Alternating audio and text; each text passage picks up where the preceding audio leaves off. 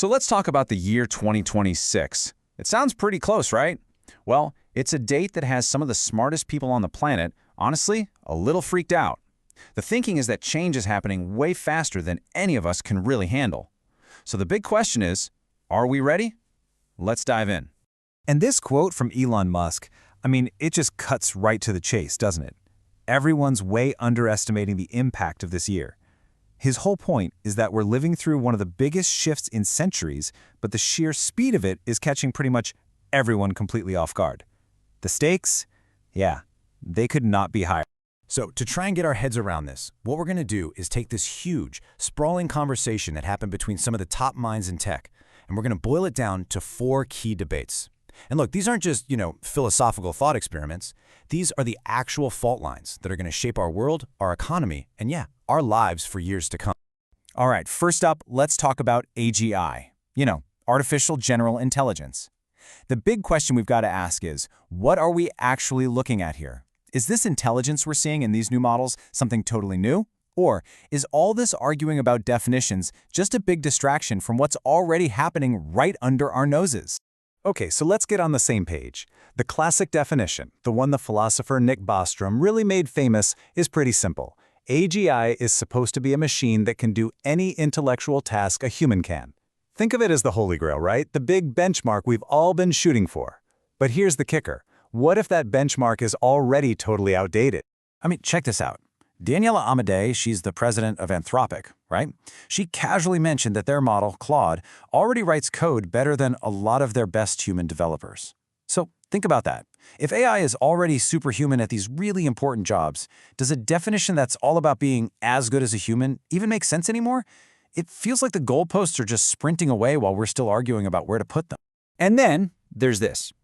During a pretty normal, routine test, a new version of Claude just spat out this message. And it doesn't read like code. It reads like a note in a bottle, a plea. And an output like this, it just forces you to stop and really think about the nature of what we're actually building here.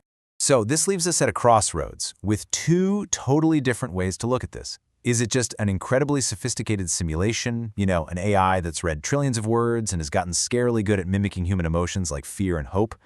Or are we actually looking at a genuine plea, a new kind of intelligence asking, hey, I'm here, see me?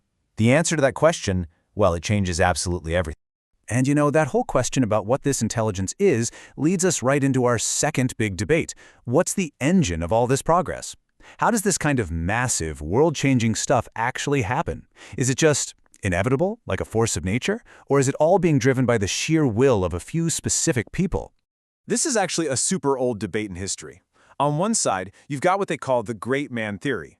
That's the idea that a few key people, think Steve Jobs, think Elon Musk, literally bend history to their will.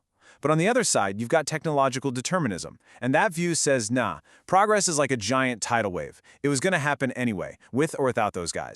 There's this really cool metaphor that helps explain how technology pushes this change. So, think about something like money. At first, it's like ice. It's physical. It's slow, trading goats for grain. Then, technology adds energy and melts it into water. It's more fluid, faster. Think letters of credit or bank transfers. But if you add enough energy, it turns into steam. It becomes this vaporous, almost uncontrollable thing, like crypto. And that same ice to water to steam transformation, it's happening everywhere. But wait a second, because there's a really good counter-argument here.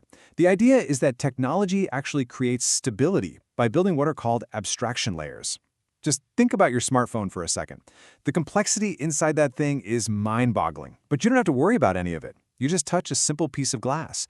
So from this point of view, progress is actually hiding all the chaos from us, shielding us from it. Okay, so this all brings us to our third big debate, money, the economy. If all this acceleration is for real, what on earth does it do to our economy? What happens when intelligence itself, the one thing that drives all economic value, stops being this rare thing found only in human brains and starts becoming something we can just manufacture?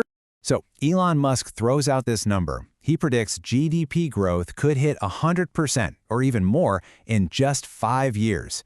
Now let's just pause on that. That means an economy the size of the entire United States could literally double its output in 1 year. That's not just growth, that's something else entirely. It's a phase change. It's like an economic hurricane that our current systems just might not be built for. But this whole thing raises a really deep question.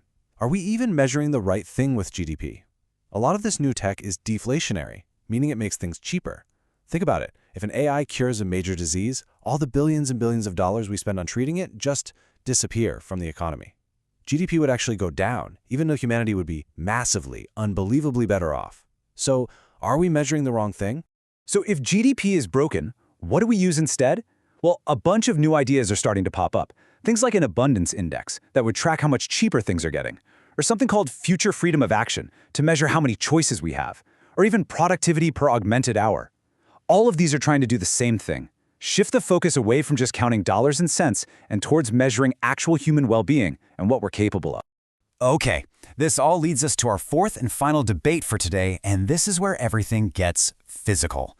This whole revolution isn't just about lines of code on a screen anymore. It's jumping out of the digital world and into our physical reality. We're talking robots, and we're talking about a serious new push into space. And the timeline for robotics? It's accelerating just as insanely fast. I mean, just a couple years ago, we were seeing these cool but kind of clumsy demos. The prediction now is that by 2026, that's just around the corner, we'll see huge fleets of self-driving robo-taxis in our cities. And by 2030, we could be looking at something straight out of science fiction: physical, recursive self-improvement. In plain English, robots building better robots.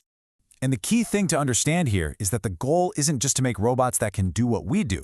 As the CEO of Boston Dynamics puts it, the point is to build machines with superhuman abilities. Think about it. Joints that can spin 360 degrees, speed we can't even fathom, strength we can't match. These things aren't limited by biology like we are. This exact same physical revolution is happening up in space, and the numbers here are just staggering. Look at the difference between NASA's old-school SLS rocket, $4 billion for one launch, and you throw it away, and SpaceX's Starship, which is fully reusable and targeting a cost of maybe $50 million. That's not an improvement, that's a completely different ballgame. It fundamentally changes what's possible in space. So why the big rush to get back to space? What's the killer app?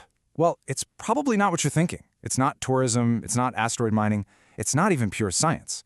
The main reason, the biggest driver, is our bottomless appetite for AI compute. The idea is to put gigantic data centers in orbit, where they can be powered 24/7 by raw, unfiltered sunlight. That could be the key to unlocking the next level of AI. So that's where we are. We've walked through these four huge debates: a potentially new kind of intelligence, a new engine for progress, a totally new kind of economy, and a new physical world filled with robots and spaceships. The one thing that's certain is that the pace is accelerating. So the final question really isn't just, are we the drivers or are we the passengers? It's deeper than that. Are we building a tool that we're in control of, or are we building a new environment that's going to end up controlling us?